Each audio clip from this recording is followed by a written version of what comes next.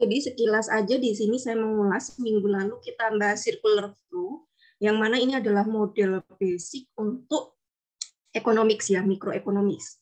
Ada dua pelaku ekonomi yaitu rumah tangga dan perusahaan, dan ada dua pasar, pasar barang dan jasa, serta serta pasar faktor produksi atau pasar input.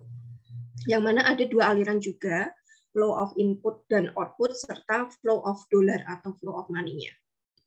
Seperti yang sudah saya tekankan, kalau nanti kalian ada soal seperti ini, jelasin dengan cara yang runut. Kalau saya sarankan, jelasin dulu yang inner flow atau aliran yang dalam ini, baru jelasin yang outer flow atau aliran yang luar, yang luarnya yang warna hijau.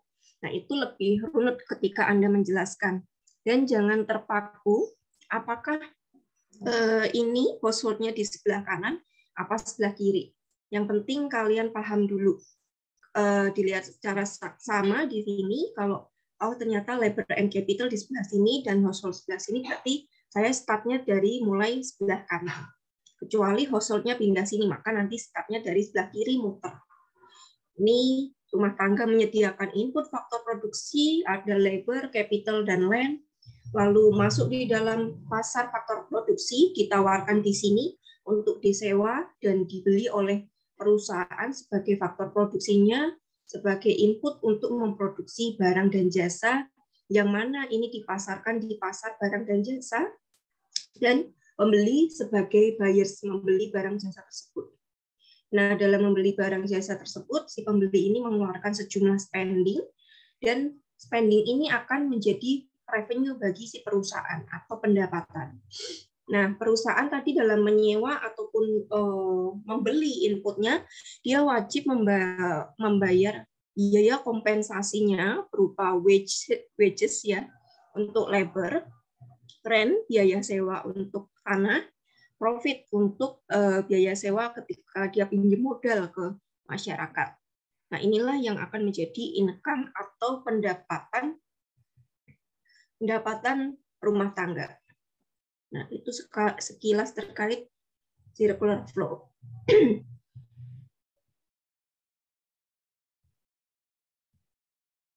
Nah, kita masuk ke second model, yaitu kurva PPF atau Production Possibilities Frontier, yaitu sebuah grafik atau gambar yang menunjukkan kombinasi output-outputnya, yang mana memungkinkan sebuah perusahaan itu dapat memproduksinya dengan teknologi yang dia miliki, available production technology, dengan sejumlah input maupun teknologi yang dia miliki. Nah, ini ada contohnya, bentuknya seperti ini, melengkung ya, dia enggak kaku banget kayak kurva permintaan, tapi dia bentuknya melengkung, elastis seperti ini, di mana dia di dalam input-inputnya hanya mampu memproduksi output. Ini contohnya perusahaan APC yang bisa memproduksi dua output, yaitu komputer dan mobil. Nah, dengan modal yang ada, dengan input yang ada, dan teknologi yang dia miliki, dia bisa mengkombinasikan itu di sepanjang titik-titik di sepanjang garis warna biru ini, di C ataupun A. Nah, bisa memproduksi di titik D? Jawabannya tentu tidak, karena itu di luar batas kemampuan si perusahaan itu. Budgetnya nggak cukup, inputnya nggak cukup. Nah, kalau di B bisa, tapi masih belum optimal. Dengan anggaran atau input yang ada, sebenarnya bisa didorong dari B ke C maupun A. Jadi B ini belum optimal, sehingga si perusahaan tadi bisa mendorong outputnya itu sejauh di C atau A. Kalau di C berarti dia memproduksi komputer sebanyak 2.200 unit dan mobil sebanyak 600 unit. Tapi kalau di A, dia bisa memproduksi mobil lebih banyak, yaitu 700, sementara komputer jauh lebih sedikit, sebanyak 2.000 unit. Inilah yang dinamakan Production Possibilities Frontier atau kurva batas kemampuan produksi sebuah perusahaan.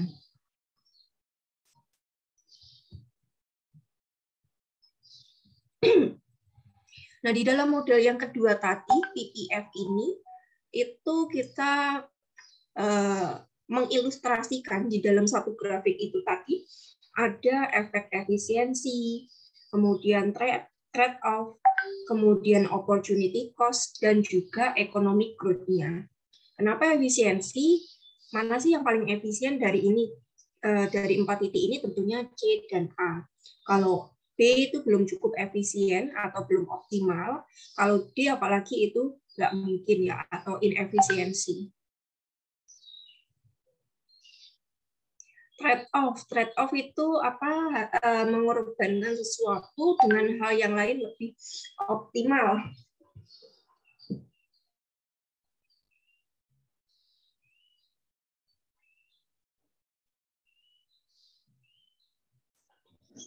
Sorry ya, ke interupsi bentar. Trade-off itu dia mengorbankan sesuatu untuk mendapatkan sesuatu yang lebih baik. Nah, tadi kan dia kalau milih C, berarti dia mengorbankan 100 mobil yang harusnya bisa diproduksi untuk dapat memproduksi komputer yang lebih banyak. Kalau A, dia mengorbankan si mobilnya kan, 2000 unit mobil A untuk memproduksi, 200 unit komputer untuk memproduksi 100 unit mobil lebih banyak. Nah, ini mungkin dilihat dari tren harganya ya, ketika mungkin komputer itu lagi mahal-mahalnya gitu kan.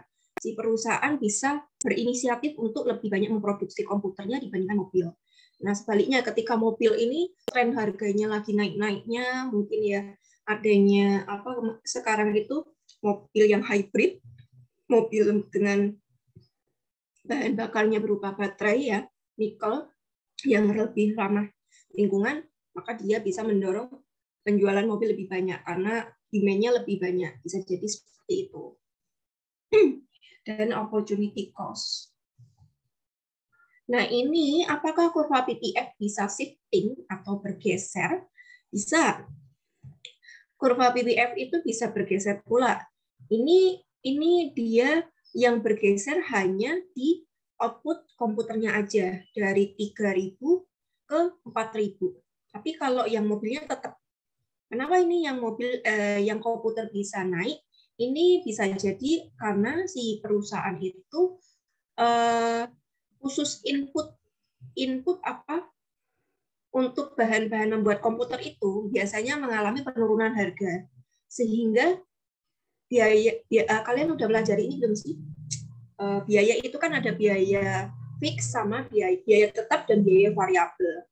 Nah, mungkin pada saat suatu waktu ini input untuk komputer bahan dasarnya itu nurun, sehingga perusahaan dengan anggaran yang ada dia bisa mendorong jumlah output komputer yang lebih banyak menjadi 4.000.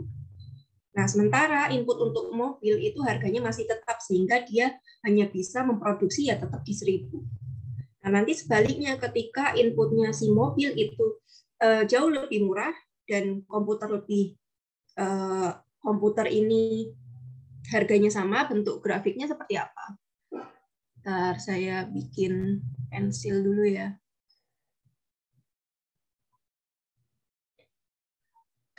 Nah, ini kan kebalikan. Jadi ketika misalkan komputernya input biaya, harga-harga input biaya untuk komputer itu tetap, sementara input untuk mobil itu jauh lebih murah, misalkan baterainya harganya turun. Apa sih komponen dari mobil macam-macam ya, spare part-nya tuh macam-macam, itu harganya turun, maka bisa perusahaan mendorong output mobilnya lebih banyak dari katakanlah 1.000 menjadi 2.000. Nah, kalau dua-duanya bisa nggak? Bisa juga.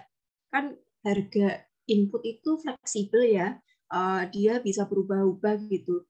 Nggak tetap. Kalau yang tetap itu apa biasanya sih? Modal, seperti itu kan. Tenaga kerja itu biaya produksi itu kan ada tenaga kerja, ada capital. Tenaga kerja itu termasuk variable cost, yang mana dia akan berubah-ubah kayak UMR kan. UMR kan tiap tahunnya berubah, nggak mungkin tetap kan. Kalau tetap ya kasihan para pekerjanya.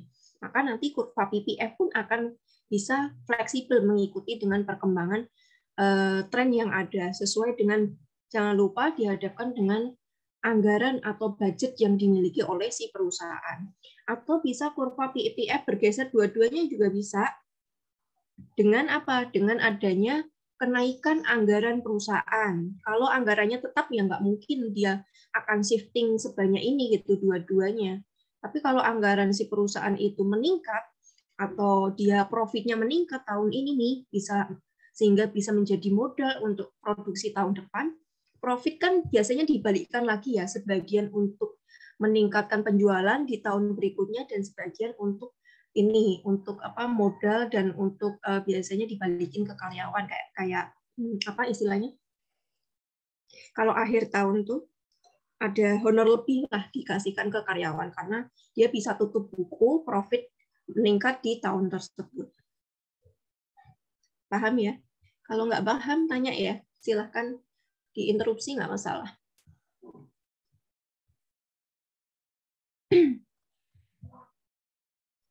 Nah, di dalam mikro ini kita mengenal yang namanya principle of economics, how people make decision. Bagaimana orang itu membuat keputusan. Yang pertama, bagaimana sih orang membuat perkataan adanya trade-off? Apa sih trade-off? Ada yang tahu nggak definisi trade-off itu? Ya, sebutkan namanya dengan Mbak siapa? Fitriani. Mbak? Dika Fitriani. Yang kenyang, Mbak. Nggak muncul wajahnya. Dika. Oh iya, Dika ya? Iya. Jadi ya, trade-off itu adalah sebuah kondisi di mana seseorang itu dihadapkan dengan beberapa pilihan. Misalnya, kita kan dalam keseharian kita membutuhkan makanan. Nah, kita dihadapkan dengan nasi, burger, mie ayam. Nah, di situ kita harus memilih salah satu apa yang kita butuhkan sesuai dengan biaya yang kita miliki. Gitu, Bu. Terima kasih. Oke, ada yang bisa kasih definisi lain atau contoh lain? Saya Bu. Ya, silahkan dengan Mas siapa? Nama saya Badar Farhan Ibrahim. Trade-off itu menurut saya adalah pertukaran kepentingan.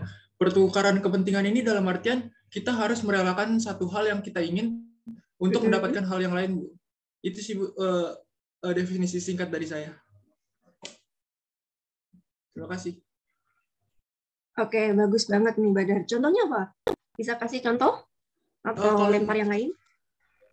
Kalau mungkin dalam masyarakat sekarang ya Bu, masyarakat atau rumah tangga yang biasanya melakukan konsumsi gitu, mungkin dia adanya trade-off antara efisiensi dan pemerataan gitu. Efisiensi ini dia dalam artian dia memaksimalkan sumber daya yang sangat langka gitu. Jadi untuk mengefisiensikan ini, dia harus memperhatikan sumber daya tersebut. Kemudian juga dia harus memperhatikan juga pemerataan. Pemerataan ini dalam artian bagaimana semua masyarakat atau rumah tangga konsumsi ini bisa mendapatkan sumber daya secara merata gitu, Bu. Terima kasih.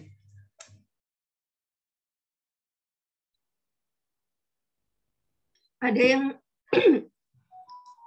yang bisa kasih contoh lain lagi? Saya izin kasih. Ya, silakan dengan Mbak Mailir. Iya Bu, saya mau kasih contoh sederhananya. Mungkin ketika pandemi ini seseorang tuh melakukan trade off terhadap begini Bu, karena pandemi ini membuat penghasilan beberapa masyarakat itu menurun, mereka mengorbankan untuk mengonsumsi makanan yang tidak terlalu mewah demi mendapatkan kesehatan atau asuransi kesehatan yang layak gitu Bu. Gimana? Mereka mengorbankan nggak mengkonsumsi makanan mewah untuk asuransi? Untuk gini, misalkan gini, biasanya tuh mereka ketika pandemi itu mengonsumsi makanan yang misal mewah gitu Bu, berharga mahal gitu. Soalnya dulu waktu sebelum pandemi itu mungkin kesehatan adalah nomor sekian ya Bu. Mungkin, tapi ketika pandemi seperti ini mereka tuh lebih banyak mengeluarkan pengeluarannya untuk asuransi kesehatan untuk kesehatannya dibandingkan dengan konsumsi misalnya makanannya setiap hari gitu.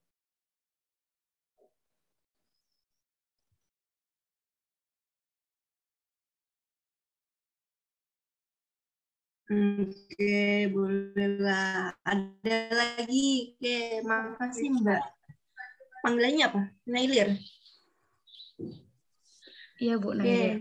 ada lagi Izin mencolok yang Bu. bisa kasih contoh lain yang paling dekat lah dengan kehidupan kalian sehari-hari aja? Izin mencoba boleh Izin nggak? menjawab Bu. Ya, silakan. Ini sinyalku ya yang putus-putus ya, Kak ya. Izin menjawab Silakan, Bu. dengan siapa? Dengan Ya, Aprilia. Bu. sebutkan namanya, nggak muncul wajahnya, Mbak. Di tempatku hitam semua soalnya sinyal saya yang jelek. Ya, dengan siapa? Aprilia, Bu. Ya, silahkan Mbak Aprilia.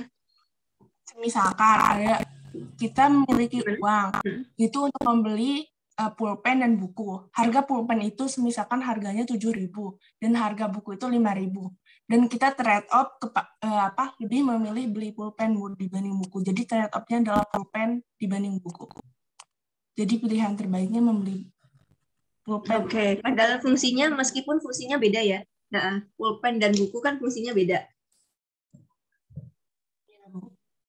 Oke, siapa ini tadi yang jawab? Mbak Aprilia, kita catatlah. Ada lagi? Tadi ada 2 kayaknya. Rizka, Bu. Rizka. Ya, silahkan, Riz. Saya Bu.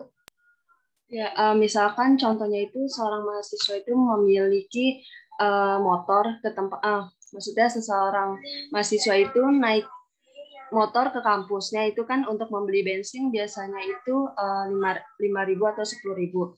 Sedangkan ada lagi satu mahasiswa itu yang memilih untuk menaik kendaraan umum. Nah kan apabila kita menaik motor itu biasanya kita memiliki keuntungan yaitu tepat waktu.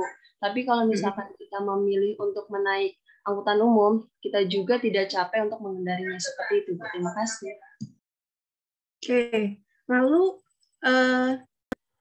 tahu nggak definisi dari opportunity cost? Ini yang sering kebolak-balik antara kalian. Definisi kalau opportunity cost apa? Iya. Dengan siapa? Biaya peluang, Bu. Izin menjawab Bu. Ini siapa yang menjawab? Namanya sebutkan dulu. Husnul, silakan Husnul. Ya. Jadi trade off dan opportunity cost itu berbeda. Jika opportunity cost itu bisa disebut juga sebagai biaya peluang. Nah, biaya peluang itu biaya yang harus kita tanggung karena memilih suatu peluang dan mengorbankan peluang lain gitu. Contohnya seperti ini. Ada seorang fresh graduate S1 dan dia punya 2 pilihan. Pertama, dia bisa memilih untuk lanjut S2 selama 2 tahun, atau dia milih yang kedua itu bekerja tapi mendapatkan income 6 juta per bulan. Jadi ke 6 juta per bulan setara dengan 2 tahun itu berarti 144 juta dalam setahun gitu. Jadi biaya peluangnya itu contohnya kalau dia memilih untuk lanjut S2 berarti biaya peluangnya adalah dia harus merelakan tidak mendapatkan gaji saat bekerja yaitu sebesar 144 juta tadi. Seperti itu. Terima kasih. Good. Ya, bagus banget ini ngasih contohnya Husnul. Ada lagi yang bisa kasih contoh kalau opportunity cost seperti apa contohnya? Biar kalian paham, karena terkadang bolak-balik nih. Oh, ini contoh yang trade off, ini contoh yang opportunity cost. Karena secara definisi hampir mirip, tapi yang satu kan biaya, ada komponen biayanya. Yang satu enggak. Coba, ada yang bisa kasih contoh lagi nggak? Contoh opportunity cost itu seperti apa sih?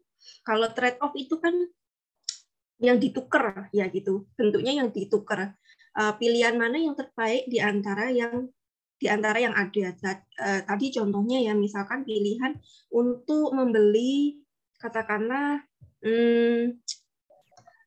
baju ya, baju yang satu harganya mahal banget tapi berbranded gitu kan.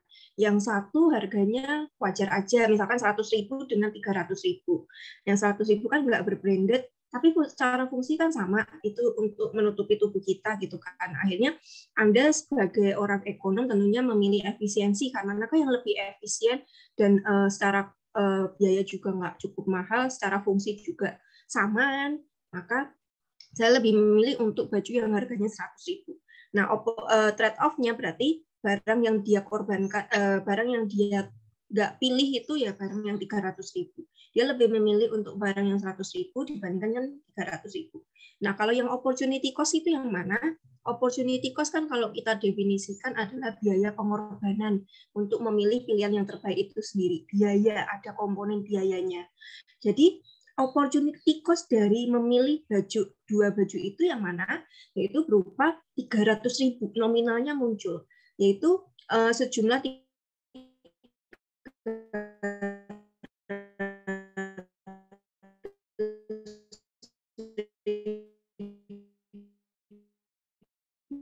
Bu, suaranya putus-putus sih saya. dia korbankan untuk dikeluarkan. Contoh tadi yang dikasih. Oke, benar. Saya off-cam dulu ya. Sampai mana? Putusnya tadi. Terakhir, sampai mana? Biaya 300.000, Bu. Ya, yang opportunity cost ya. Jadi yang kalau opportunity cost artinya ada komponen biayanya. Mana sih opportunity cost dari memilih dua baju itu, yaitu yang 300.000. Uang 300.000 yang kita relakan, yang nggak jadi kita keluarkan untuk membeli sejumlah baju yang seharga 300.000 dan lebih prefer beli baju yang 100.000. Contoh yang paling konkret tadi, Mbak Hasna atau Mbak siapa yang terakhir itu, kalian kalau sekarang memilih untuk kuliah dulu ya selama 4 tahun, kurang lebih ya 4 tahun, itu kan kalian harus bayar SPP, UKT lah sekarang istilahnya, bukan SPP ya, UKT. UKT berapa Mas Faiz sekarang? Saya nggak ngikutin. Satu mahasiswa beda-beda ya. Faiz berapa UKT-nya? Saya 3, Bu. 3 juta per semester ya? Paling tinggi berapa? Ya, emang kurang tahu, Bu. Beda-beda soalnya. 6.400.000. 6 juta siapa ini? Itu saya segitu soalnya. Badar, 6 juta? Iya, 6.400.000. Itu yang bedain apa, Badar? Bisa dapat lebih mahal? Mungkin tingkatan ininya sih, Bu. Tingkatan UKT-nya. Sama dilihat ini, gaji orang tua seperti itu? Atau gimana? Iya mungkin, Bu. Gaji orang tua. Tapi masuknya sama ya? Lewat SNPTN kayak gitu apa gimana? UM atau iya. apa? Kayaknya setiap mahasiswa kayak gitu deh, Bu. Soalnya ada pendataan dulu kan sebelumnya. Oh, paling tinggi 6.500.000. Wah, 2 kali lipatnya lebih ya. Ngeri banget. Dulu saya tuh kuliah paling 2 jutaan, 3 juta kurang lah. Ya, tahun 2010 sih ya. 10 tahun kemudian berlipat-lipat ini. Jadi, naiknya ya nggak cukup signifikan sih kalau dibandingkan Faiz ya. Saya 2 juta kurang lah. Faiz 3 juta. Yang paling tinggi 6,5. Ya, ngeri juga ya. Memang investasi ini namanya. Asuransi pendidikan tuh penting ya. Kalian nanti kalau udah berumah tangga, punya anak, investasi atau tabungan khusus pendidikan anak-anak itu penting banget. Kembali lagi ke situ tadi. Ketika Anda memilih untuk kuliah selama kurang lebih 4 tahun dengan bayar UKT per semesternya 6,5, katakanlah kita ambil yang paling tinggi lah. 6,5 kali 4 kali 8 semester aja berapa itu, Badar? Hampir 40 juta lebih kan, hampir 50 juta lebih yang Anda korbankan untuk kuliah selama 8 semester. Kalau kalian lewat dari itu ya sayang, kasihan orang tua kalian. Kecuali kalian ambil beasiswa, dapat beasiswa itu lumayanlah meringankan. Nah, uang 50 juta itu adalah uang yang Anda investasikan. Sementara ketika Badar memilih untuk setelah lulus SMA untuk cari kerja. Nah, cari kerja di pabrik atau industri perusahaan yang menggaji Badar karena Badar cuma lulusan SMA nih. Biasanya kalau kita pakai UMR Jawa Tengah itu berapa sih sekarang? Semarang itu 2,2 ya atau 2, sekian lah. Katakanlah Badar cuma dapat gaji per bulannya 2 juta karena SMA mungkin bahkan lebih rendah lah. Kalau di Jawa Tengah tuh banyak kan kayak gitu, kecuali di Jakarta biasanya minimal 4 jutaan ke atas. Nah, Anda ketika lulus SMA langsung lamar kerjaan dapat gaji sebanyak 2 juta. 2 juta kali setahun aja kali 12 berarti kan 24 juta ya.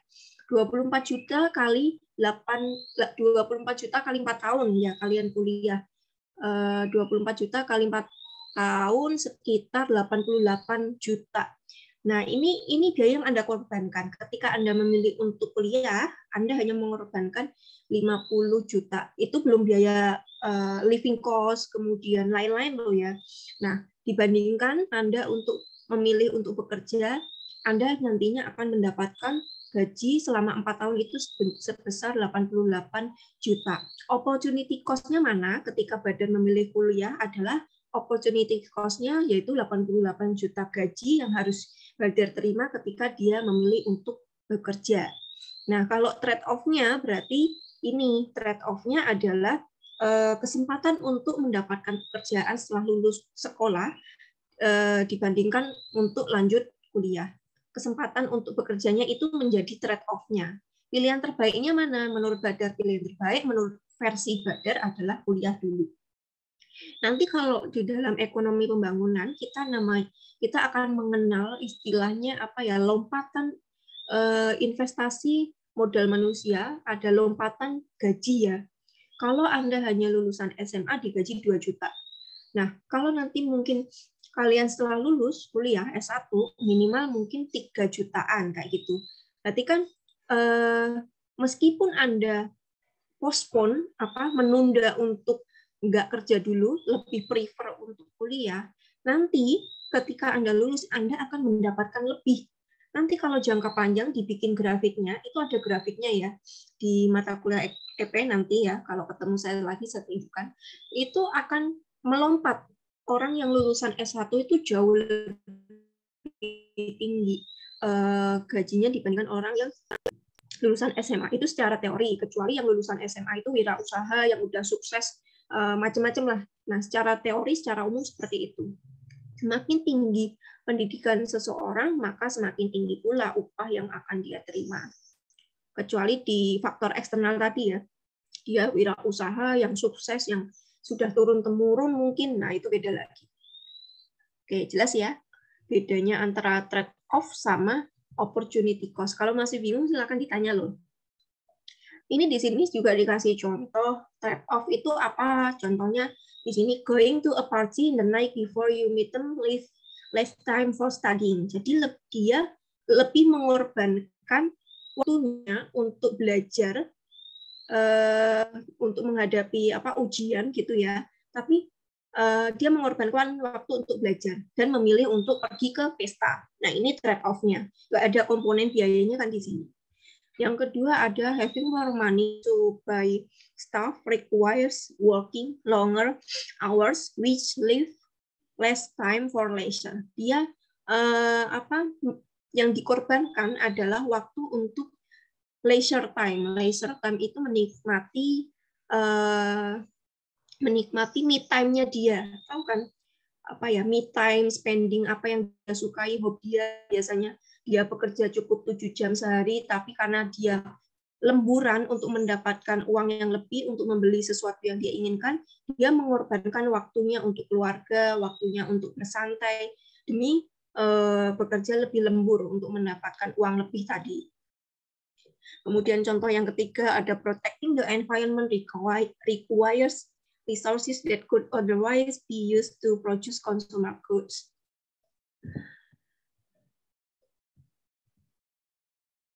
Nah, di dalam trade-off ini kita dihadapkan adanya efisiensi dan equality. Efisiensi when society get the most from its scarce resource. Efisiensi ini terjadi ketika masyarakat itu dapat memanfaatkan sumber daya yang langka dan dapat secara wise, secara bijaksana dia mengelola sumber daya yang langka itu untuk memenuhi kebutuhan yang dibutuhkan oleh manusia atau masyarakat. Kemudian equality when prosperity is distributed informally among society members, kesetaraan, keadilan. Ketika sebuah sumber daya, kemudian sebuah kesempatan itu dapat didistribusikan secara merata ke semua masyarakatnya. Trade-off ini to achieve greater equality could redistribute income from wealthy to poor. Jadi trade-off ini juga harapannya itu adanya aspek kesetaraan, yang mana ini adanya proses redistribusi pendapatan dari orang yang kaya ke orang yang miskin pula. Dengan cara apa? Biasanya dengan cara pembayaran pajak ya. Ada pajak istilahnya pajak progresif ya. Pajak yang dikenakan seiring dengan semakin besar pajak yang dibayarkan seiring dengan peningkatan pendapatan seseorang. Pajak itu kan kembali lagi nanti dikembalikan ke kalian untuk barang publik, kemudian untuk subsidi gitu kan. Sehingga di sini adanya redistribusi pendapatan dari yang kaya ke yang miskin. Nah, ini tadi prinsip kedua, the cost of something is what you give up to get it. Jadi biaya sesuatu itu tergantung apa yang Anda dapatkan, apa yang Anda peroleh. Di sini kita mengenal making decision requires comparing the cost and benefit of alternative choice. Jadi ketika kita memutuskan untuk memilih untuk bekerja atau memilih untuk memutuskan lanjut kuliah, tentunya kita mengcompare, membandingkan ya antara biaya dan manfaat mana sih yang menurut Anda, versi Anda itu lebih baik. Menurut Badar tadi, meskipun secara biaya saya kuliah itu cukup mahal gitu ya dibandingkan saya untuk kerja dulu, tapi benefit ke depan itu pendidikan itu kan investasi jangka panjang. Kemudian ini juga nantinya dalam bekerja kan standar syarat untuk bekerja juga sering meningkat ya seiring dengan kebutuhan zaman gitu kan. Yang dulunya mungkin SMA banyak banget dibutuhin, tapi sekarang udah jarang banget. S1 pun sudah jarang ya. Mungkin S2. Nah, itu penting banget kita membandingkan benefit mana dan biaya mana yang menurut kalian, versi kalian itu jauh lebih baik. Ini sifatnya individual yang nggak bisa di-compare ya antara Badar dan yang lainnya, karena keputusan setiap orang itu berbeda-beda. Versi menurut dia, saya lebih baik bekerja dulu kok Bu daripada kuliah, ya bisa jadi menurut dia seperti itu.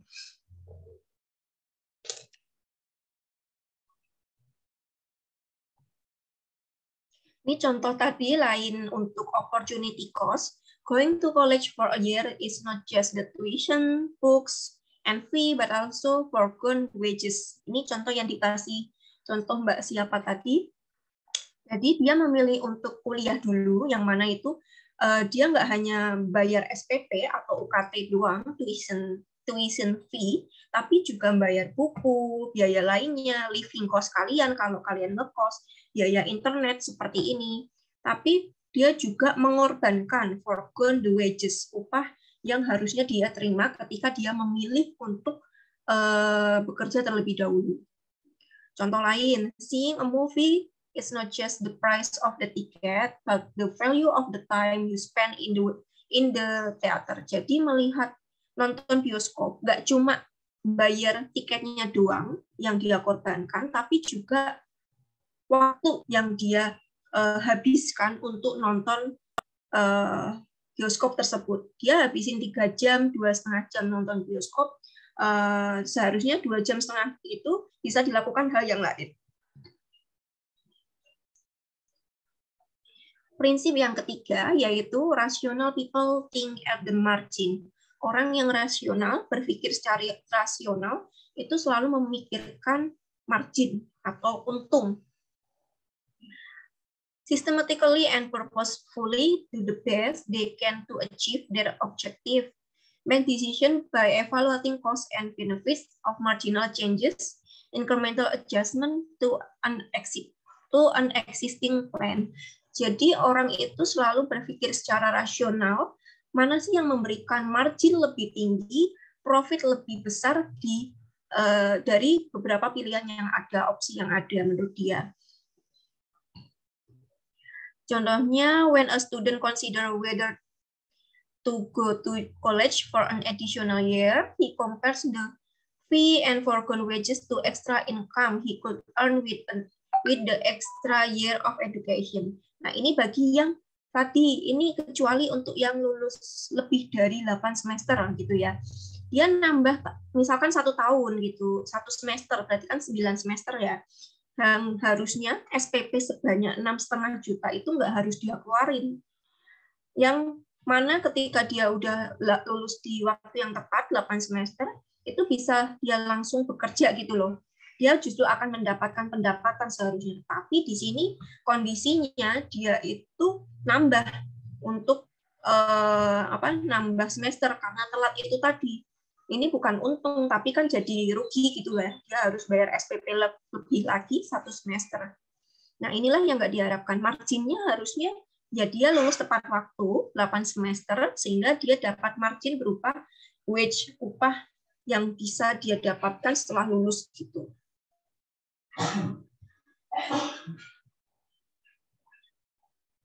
Kemudian prinsip keempat ini adalah people respond to incentive. Hah? Intanya yang tadi. Ya, Fawaz? Ya, tadi kan rasional ya, jadi outputnya itu harus lebih dari inputnya intinya ya. Saya mau tanyanya bagaimana ekonomi memandang perilaku yang irasional, Bu? Maksudnya pengambilan keputusan yang irasional. Misal kayak ada dua barang sama. Terus yang di penjual yang di dekat tempat tinggal 3 matok harga sekian, tapi ada yang matok harga yang lebih murah, tapi itu jauh-jauh banget.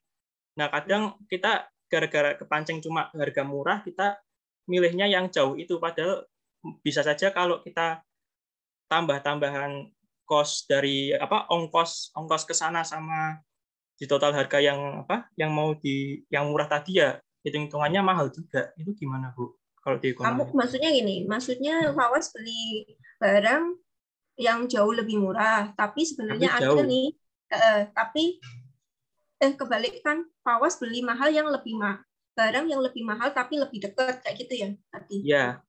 Tapi Fawaz sebenarnya tahu nggak ada barang yang lebih murah tapi letaknya lebih jauh gitu? Iya gitu. Tahu? Iya tahu.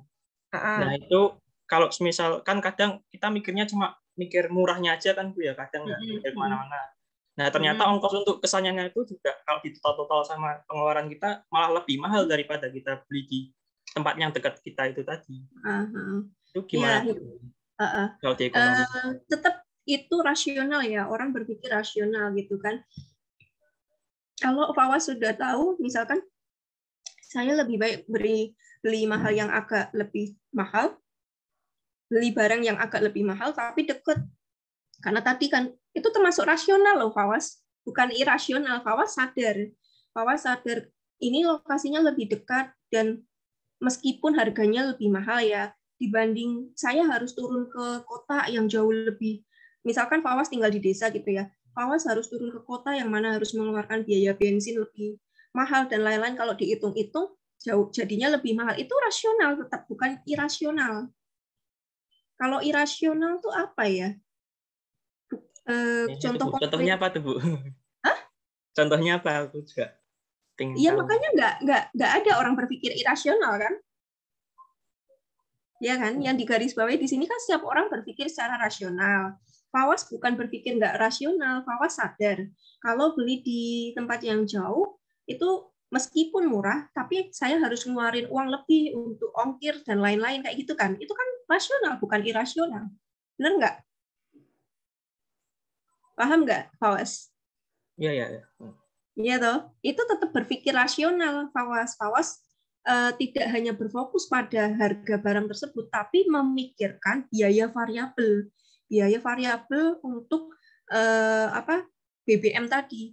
Daripada saya keluar kota bayar bensin atau biaya ongkir itu jauh lebih mahal, dihitung-hitung itu juga lebih mahal biaya, meskipun lebih murah barangnya, tapi di plus ongkirnya itu jauh lebih mahal. Makanya Fawaz berpikir rasional untuk memilih yang lebih dekat meskipun harganya sedikit lebih mahal. Itu tetap berpikir rasional Fawaz, bukan irasional. Makanya di sini semua orang itu selalu berpikir secara rasional, nggak ada yang irasional.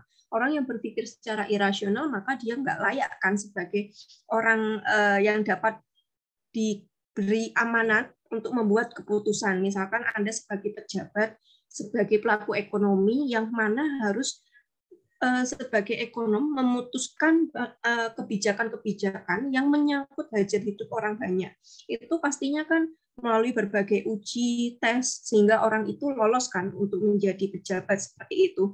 Mana orangnya harus berpikir rasional. Orang yang nggak bisa berpikir rasional, yang nggak layak itu sebagai pemangku kebijakan yang memang tugasnya itu make decision untuk kesejahteraan semua rakyatnya seperti itu. Benar kan? Orang nggak mungkin berpikir nggak irasional. Kalau nggak irasional ya mundur aja gitu sebagai pejabat atau apa. Nggak mungkin, karena yang diperjuangkan adalah untuk masyarakat banyak. Oke, lanjut dulu ya. People respond incentive yang keempat. Sesuatu, something that induce a person to act, for example, the prospect of reward or punishment. Orang itu akan melakukan sesuatu jika ada rangsangan. Insentif. Insentif itu bisa berupa reward, bisa juga punishment. Contohnya, kelas ini yang sering jawab saya kasih poin lebih. Itu reward berupa poin. Itu insentif juga. Saya ngasih insentif ke kalian. Nah, punishment-nya, bagi yang nggak pernah speak up, bagi yang nggak pernah on cam, saya akan keluarkan dari Zoom ini. Ini punishment yang saya bikin. Ini contoh simple di kelas, kegiatan di kelas. Kalau di dalam aktivitas ekonomi seperti apa? Pabrik yang mampu mengurangi polusi udaranya atau efek pencemaran yang dia sebabkan, maka dia akan memperoleh reward berupa pengurangan pajak, pembayaran pajak. Itu insentifnya berupa pengurangan pajak. Tapi sebaliknya, perusahaan yang justru dia penyumbang karbon, penyumbang polusi cukup tinggi, dia tidak mengikuti aturan yang sudah ditetapkan pemerintah, maka dia akan diberi punishment berupa pembayaran pajak yang jauh lebih tinggi. Nah, itu yang saat ini digodok oleh pemerintah terkait pajak karbon. Nah, itu contoh di dalam kehidupan ekonomi. Nah, ini ada contoh lagi, when a gas price rise, consumer buy more hybrid cars and fewer gasoline SUV.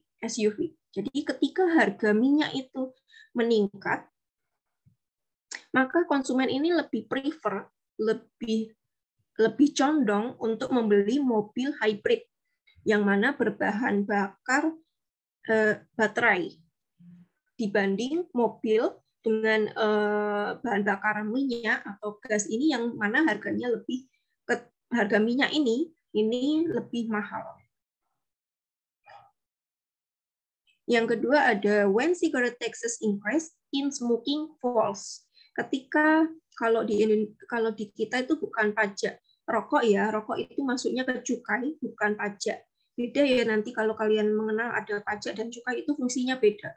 Kalau cukai itu fungsinya untuk membatasi produk-produk yang memiliki impact negatif, rokok, alkohol, dan sebagainya. Kalau tax itu enggak. Ketika cukai itu dinaikkan, maka menyebabkan harga rokok yang semakin mahal, maka jumlah anak-anak muda yang merokok itu diharapkan semakin turun. Tapi nyatanya enggak ya. Biasanya itu kan candu ya, perokok gitu. Kalian jangan sebagai pecandu rokok, masih muda, Paneman.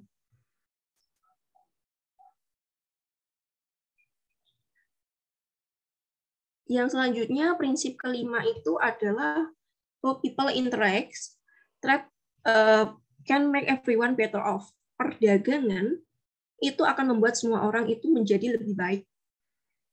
Dulu ya, kalian tahu kan Cina itu negeri tirai bambu. Apa maknanya tirai bambu itu? Tahu nggak? Ya, negara itu apa? Makna Cina itu tirai bambu itu apa? Dikenal sebagai negara tirai bambu. Karena banyak pandanya. Kenapa? Tahu nggak maknanya?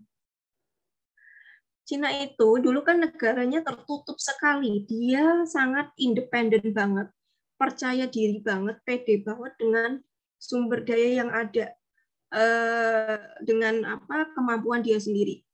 Tapi itu justru bukan menjadi perekonomian semakin baik atau pertumbuhan ekonomi menjadi lebih cepat, tapi justru dia terbatas dengan sumber daya yang ada. Dia nggak bisa menikmati barang yang jauh lebih murah ketika seharusnya dia bisa peroleh melalui perdagangan internasional atau impor. Kalau kalian nanti mempelajari perdagangan internasional, ada istilahnya spesialisasi. Spesialisasi itu contohnya gini, misalkan Indonesia, produk unggulannya untuk ekspor itu adalah karet. Kita spesialisasinya itu karet, yang mana ketika kita memproduksi itu jauh lebih murah dan efisien dan bisa juga diekspor.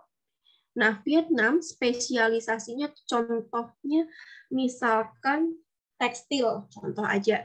Dia fokus ke tekstil. Indonesia juga bisa punya pabrik tekstil. Nah, ketika kita adanya perdagangan internasional, ternyata tekstil di Vietnam itu jauh lebih murah ketika kita impor dibandingkan kita memproduksi sendiri. Misalkan tekstil di kita itu harganya satu rollnya katakanlah 1 juta. Di sana kita hanya dengan impor itu harganya mungkin bisa lebih setengahnya 500.000. Nah, itu kan kelebihan-kelebihan setiap negara itu, makanya penting adanya spesialisasi dan perdagangan internasional.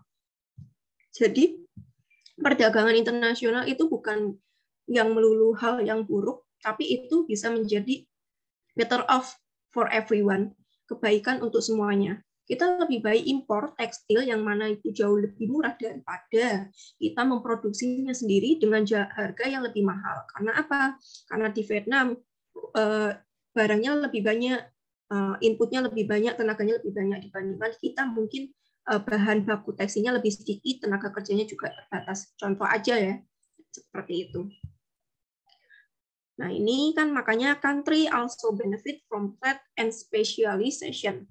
Get a better price abroad for good their product. Mereka akan memperoleh harga yang jauh lebih baik yang dia peroleh dari luar negeri. Contohnya tadi, tekstilnya Vietnam. Buy other goods more cheaply from abroad than could be produced at home. Ya. Dia lebih baik import yang mana itu lebih murah dibandingkan memproduksi sendiri yang lebih mahal. Prinsip keenam yaitu market are usually a good way to organize economic activity. Pasar itu adalah salah satu cara yang terbaik untuk mengorganisasikan aktivitas ekonomi. Definisi pasar itu sendiri kan a group of buyer and seller, tempat bertemunya antara penjual dan pembeli. Dalam perkembangan waktunya nggak harus satu waktu ya, satu tempat. Sekarang ada market online ya, online market yang mana nggak harus penjual dan pembeli ketemu satu sama lain. Kalau dulu definisinya seperti itu, tempat bertemunya penjual dan pembeli harus face to face. Sekarang udah nggak, secara virtual pun sudah bisa. Organized economy activity means determining, mengorganisasi kegiatan ekonomi itu maksudnya adalah barang apa sih yang dia harusnya produksi yang saat ini dibutuhkan oleh masyarakat gitu kan. Yang kedua, how to produce them, bagaimana sih caranya untuk memproduksinya, and how much to each to produce, dan seberapa banyak sih yang harusnya dia produksi. Kalau kelebihan nanti terjadi oversupply, yang mana itu justru merugikan si perusahaannya. Tapi kalau terlalu sedikit juga merugikan bagi si pembeli, harganya nanti jauh lebih mahal. And who gets them? Siapa yang memerlukan barang itu? Nah, ini yang perlu diperhatikan oleh si perusahaan itu tadi. What, how much, and who. Nah, di dalam pasar inilah yang perlu di manage secara baik si perusahaan maupun si konsumen. Perusahaan produsen itu harus tahu produk apa sih yang harus dia produksi saat ini, yang lagi in itu apa, yang lagi trending itu apa, bagaimana, alat apa yang dia gunakan supaya lebih murah, lebih efisien, dan seberapa banyak yang harus dia produksi, lalu sasarannya siapa yang sebagai pembelinya, who gets them.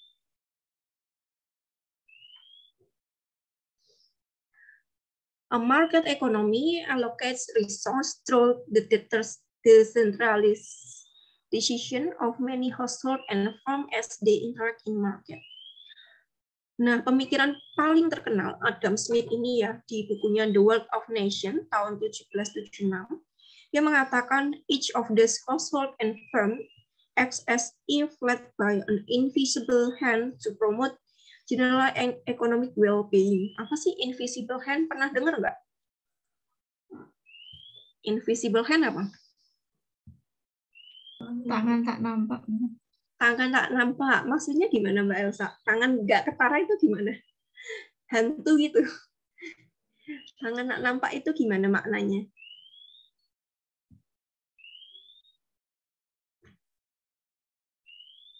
Paham nggak yang dimaksud Adam Smith di situ? Apa? Invisible hand.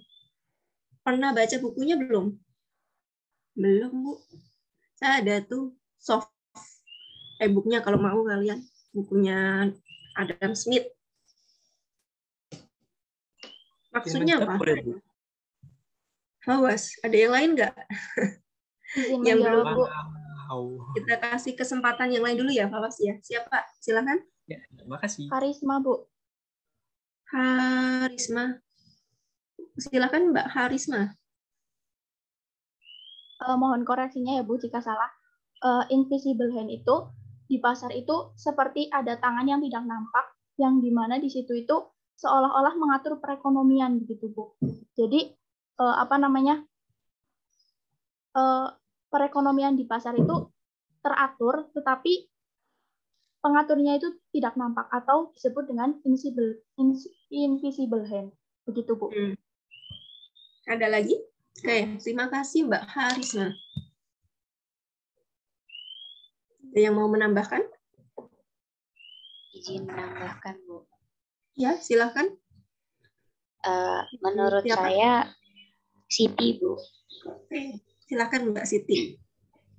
Menurut saya, invisible hand itu, misal kita itu kan bekerja, namun kita tidak ikut campur dalam pekerjaan tersebut, gitu. Jadi tidak ada campur tangan dari kita, gitu. Gitu, Bu. Oke, nggak ada campur tangan dari kita ya. Oke, boleh. Ada lagi? Silakan. Ini kalau kalian penasaran bukunya nanti saya share deh di Elena ya. The Wealth of Nations ada tuh buku e-booknya. Scan-scanannya ada. Jadi di sini Adam Smith ya, dia menekankan bahwa suatu perekonomian yang minimal pelakunya ada rumah tangga dan perusahaan itu, di situ ada sebuah mekanisme yang nggak ketara tadi, yang kita katakan istilahnya invisible hand, untuk menjalankan sebuah perekonomian menjadi lebih baik. Jadi hukum demand and supply, ya permintaan dan penawaran itu, dia nggak serta-merta ditentukan oleh suatu pemangku kebijakan. Itu hubungan tarik-menarik ya antara si pelaku ekonomi, yaitu konsumen, Anda sebagai konsumen dan produsen secara alamiah, yang mana itu akan menetapkan pada tingkat harga tertentu itu yang namanya kita invisible hand. Contoh simpelnya ya, bahwa kita tekankan invisible hand ini, dia seolah-olah mengatur di dalam mekanisme perekonomian, tapi bukan dilakukan oleh pemangku kebijakan. Kayak ya itu terjadi secara alamiah antara hukum demand and supply, antara produsen dan konsumen, yang mana memberikan tingkat harga yang paling optimal, yang paling baik antara menurut versi produsen dan konsumen. Nah, tapi hukum berlakunya demand and supply ini tentu saja enggak semua negara atau suatu wilayah itu mampu berjalan dengan baik. Misalkan jika terjadi masa paceklik gitu kan, untuk produk pertanian misalkan beras harganya naik drastis gitu kan, yang mana itu merugikan si konsumennya. Nah, ini baru masuk peran pemerintah masuk untuk menetapkan apa? Harga eceran tertinggi, sehingga konsumen itu nggak dirugikan. Sebaliknya ketika lagi panen, lagi banyak panen sehingga harganya anjlok banget, cabai misalkan ya. Nah, itu kan yang dirugikan si petani kalau harganya anjlok banget. sehingga pemerintah masuk untuk menetapkan harga eceran terendah atau floor price. Kalau harga eceran tertinggi namanya selling price. Itu. Ya, ini sesuatu yang alamiah, invisible hand itu. Tapi perlu ada kontrol juga. Nggak bisa diserahkan mekanismenya 100% ke pasar juga, khususnya di negara berkembang Indonesia.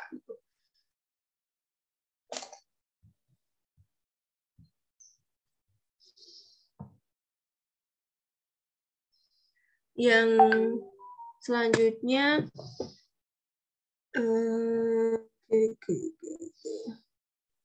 ini ya contohnya tadi yang saya berikan ya. Contoh dari invisible hand works through the price system. The interaction of buyer and seller determine price. Interaksi antara penjual dan pembeli untuk menetapkan tingkat harga. Itu contoh dari praktek invisible hand. Each price reflects the goods value to buyers and the cost producing the goods. Price gets self-interested household and firm to make decision that, in many cases, maximize society's economic well-being. Jadi harga itu akan tarik-menarik antara demand dan supply, antara produsen dan konsumen, sehingga akan berhenti pada tingkat tertentu yang menurut mereka, kedua belah pihak itu, baik konsumen maupun produsen, itu adalah yang terbaik, harga yang paling baik. Nah, ini mekanisme dari berjalannya invisible hand tersebut, makna dari invisible hand. Important role yang ketujuh, prinsip ketujuh, government can sometimes improve market outcome. Ini yang saya ceritakan tadi ya.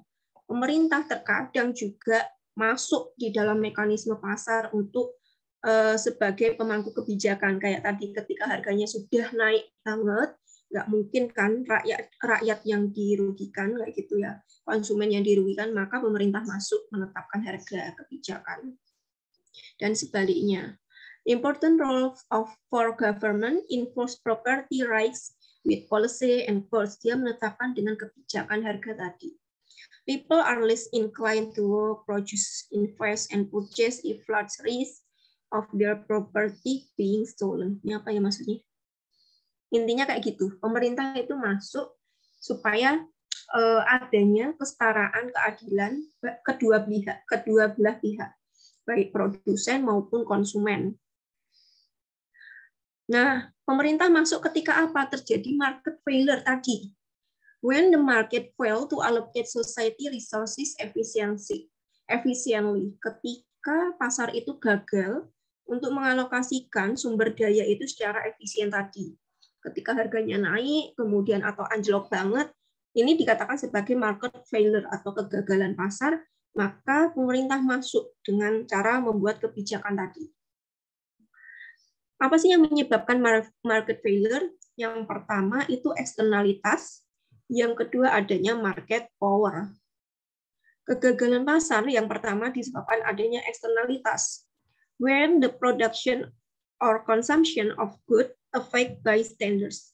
Ketika proses untuk memproduksi atau mengkonsumsi suatu barang itu menyebabkan hal-hal yang negatif seperti polusi, pencemaran, dan sebagainya. Yang kedua, adanya market power, kekuatan pasar. A single buyer or seller has substantial influence on market price. Monopoli contohnya, bahwa penjual tunggal ini itu tidak serta-merta bagus gitu loh, kecuali dia di bawah pemerintah, BUMN misalkan, itu kan punyanya pemerintah. Tapi kalau suatu perusahaan itu bergerak secara monopoli yang dia sebagai price maker, bukan price taker, yang dia menetapkan harganya secara sendiri, maka itu akan merugikan si konsumen. Kecuali itu perusahaan BUMN, perusahaan yang dimiliki oleh pemerintah, itu biasanya monopoli, misalkan PLN, Pertamina, itu harganya juga enggak serta-merta dia serampangan gitu loh, karena adanya subsidi dan ada restriksi dari pemerintah, kecuali perusahaan swasta yang bertindak seolah-olah monopoli atau oligopoli itu harus ada batasannya, diatur oleh pemerintah juga.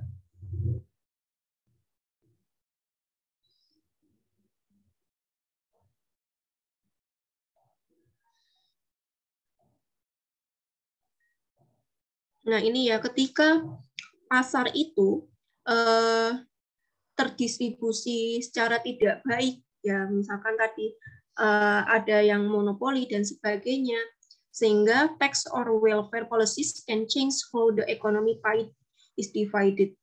Karena adanya pencemaran dan hal-hal yang merugikan masyarakat sekitar, makanya pemerintah itu masuk melalui kebijakan yang dapat meningkatkan kesejahteraan masyarakat di situ dengan pajak.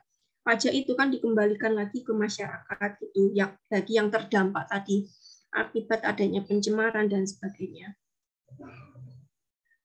Terus yang ke-8, a country standard of living depend on its ability to produce goods and services. Huge variation in living standard across country and over time. Jadi setiap negara ini standar living, standar hidup suatu negara itu tergantung dari kemampuan untuk memproduksi barang dan jasa. Ya, terlihat dari mana GDP-nya, GDP by sektoral. Ketika suatu negara itu memiliki kekayaan alam yang melimpah, sumber daya yang ada, baik sumber daya alam maupun sumber daya manusianya, SDM-nya, maka standar kehidupan suatu negara itu juga jauh lebih tinggi, lebih makmur dibandingkan negara yang SDA-nya terbatas.